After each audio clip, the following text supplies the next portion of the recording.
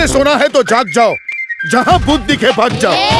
ये लोग नवा बैठा हसे, ये लोग रात्रे नहीं કેમ મોટા હોય? કારણ કે એની આંગળીઓ પણ મોટી હોય। નમસ્કાર મિત્રો, ફરી એકવાર તમારું મારી ચેનલ પર હાર્દિક સ્વાગત છે।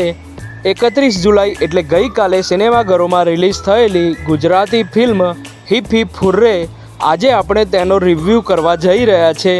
ફિલ્મમાં સંજય ગોરડિયા, સ્મિત પંડ્યા અને પ્રતિભાશાળી બાળ કલાકારો મુખ્ય ભૂમિકામાં જોવા મળે છે। તો શું આ ફિલ્મ ખરેખર જોવા જેવી છે? ચાલો કરીએ તેનો ઓનેસ્ટ રિવ્યૂ।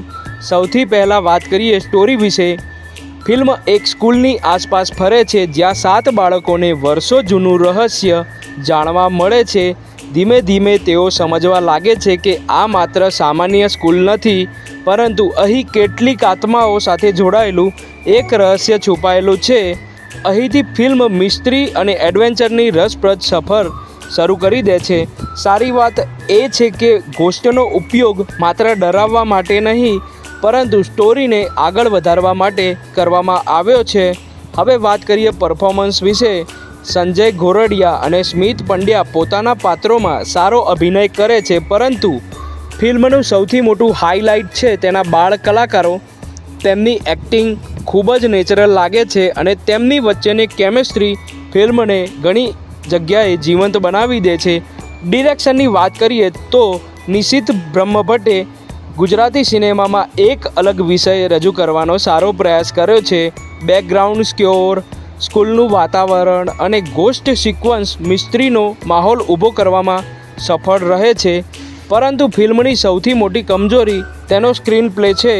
શરૂઆત સારી છે, પરંતુ વચ્ચેના કેટલાક ભાગોમાં ફિલ્મની ગતિ થોડી ધીમી પડી જાય છે।